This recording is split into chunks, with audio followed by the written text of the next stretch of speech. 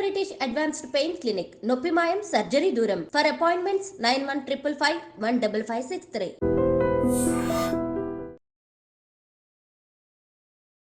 నమస్తే, health talks with Vijitha కార్యక్రమానికి స్వాగతం.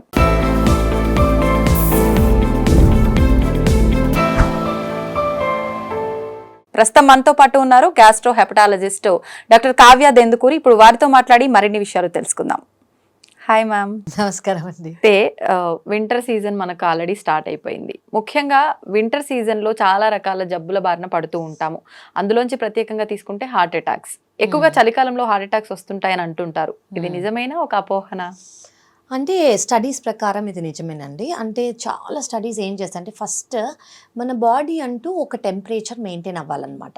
సో బయట నుంచి కోల్డ్ అనేది, చలి అనేది చాలా ఎక్కువ ఉన్నప్పుడు మన బాడీ, ఇప్పుడు మన స్కిన్కి కానివ్వండి, మన ఫింగర్స్కి కానివ్వండి, టోస్ కానివ్వండి, బ్లడ్ వెజల్స్ ఏదైతే రక్త వెజల్స్ ఉంటాయో అవి కన్స్ట్రిక్ట్ అవుతాయి, అంటే దగ్గరకు వస్తాయి అన్నమాట. ఎందుకు? మన బాడీ టెంపరేచర్ని సరిగ్గా మెయింటైన్ చేయడానికి, హీట్ లాస్ అవ్వకుండా, మన బాడీలోంచి హీట్ అనేది బయటికి వెళ్లకుండా, ప్లస్ మనకి హీట్ ఇవ్వడానికి, హీట్ మెయింటైన్ చేయడానికి. సో ఇలా బ్లడ్ వెసల్స్ అనేవి కన్స్ట్రిక్ట్ అయ్యాయి అనుకోండి. సో ఇప్పుడు ఇంత సైజ్ ఉంది ఒక బ్లడ్ వెసల్ది, ఇందులోంచి బ్లడ్ వెళ్తోంది, కానీ బయట కోల్డ్ ఉంది కాబట్టి ఈ బ్లడ్ వెసల్స్ హీట్ బయటకు వెళ్లకుండా ఉండడానికి, ప్లస్ మన బాడీకి టెంపరేచర్ మెయింటైన్ అవ్వడానికి కన్స్ట్రిక్ట్ అవుతున్నాయి, అంటే దగ్గరకు వస్తున్నాయి. అంటే బ్లడ్ ఒక స్పీడ్లో పాస్ అయ్యేది ఇప్పటి వరకు, కానీ అది ఏమవుతుంది ఇప్పుడు, ఇంకా ఆ ప్రెషర్ అనేది బ్లడ్ వెజిల్లో ఎక్కువైపోతుంది అనమాట. ఈ బ్లడ్ వెజిల్లో ప్రెషర్ ఎక్కువైపోతే దాన్ని ఏమంటాం మనం? బీపీ, హైపర్ టెన్షన్ అని అంటాం. సో హైపర్ టెన్షన్ అనేది వచ్చే అవకాశం ఎక్కువ. అది ఫస్ట్ థింగ్.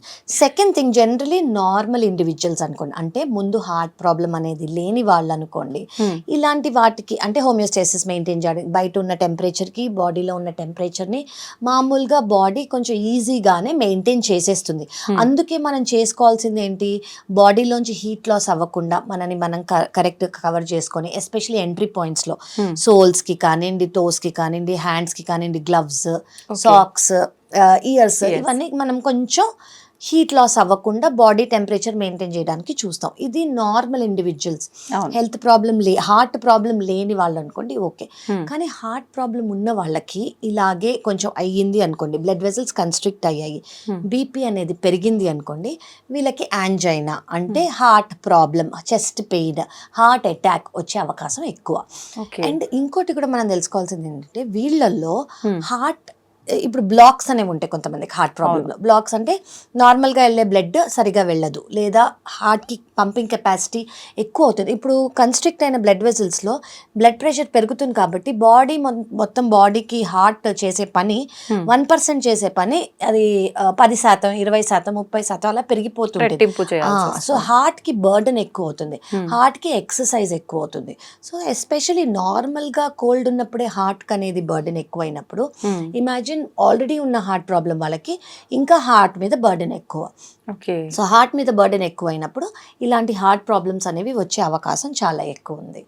సో మనం ఏం చేసుకోవాలంటే, ఇంకోటి మనం తెలుసుకోవాల్సింది ఏంటంటే, టెంపరేచర్ అనేది 35 degrees కన్నా తక్కువ అయిపోయింది, అంటే 95 degrees Fahrenheit కన్నా తక్కువ అయిపోయింది అనుకోండి, మనం అసలు బయటికి వెళ్ళేటప్పుడు చాలా మనమే జాగ్రత్తగా ఫుల్ లేయర్డ్ క్లోత్స్తో మంచిగా కప్పుకొని లేదా కవర్ చేసుకొని వెళ్తూ ఉండాలి.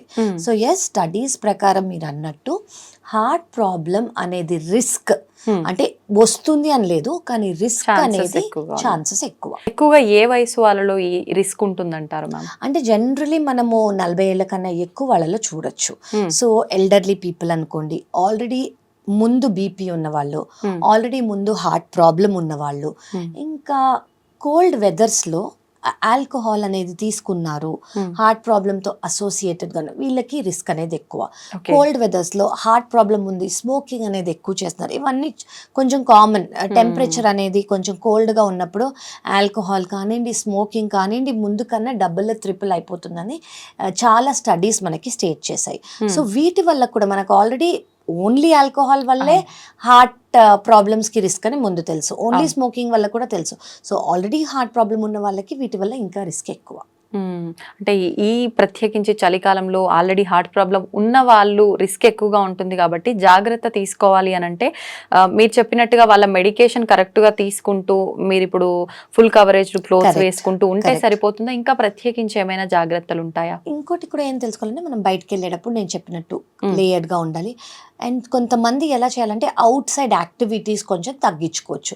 అంటే బయట చలికాలంలో ఎస్పెషలీ మన ఇండియాలో సదర్న్ పార్ట్లో మనం అంత చూడం చలి, అంటే నార్దర్న్ పార్ట్తో కంపేర్ చేస్తే వెస్టర్న్ వరల్డ్తో కంపేర్ చేస్తే మనకి ఉంటుంది చలి, కానీ వాళ్ళతో కంపేర్ చేసేంత ఉండదు. సో మీరు బయటికి వెళ్ళినప్పుడు యాక్టివిటీస్ అనేది చేస్తున్నప్పుడు అవుట్డోర్ యాక్టివిటీస్ కొంచెం తగ్గించుకోవచ్చు.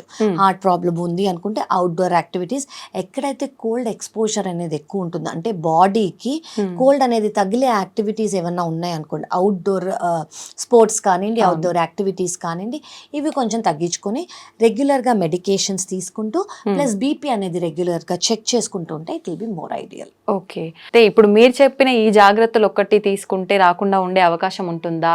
చాలా మంది ఆహారం, మనం తీసుకునే ఆహారాన్ని బట్టి కూడా హార్ట్ అటాక్స్ వస్తుంటాయి అంటారు.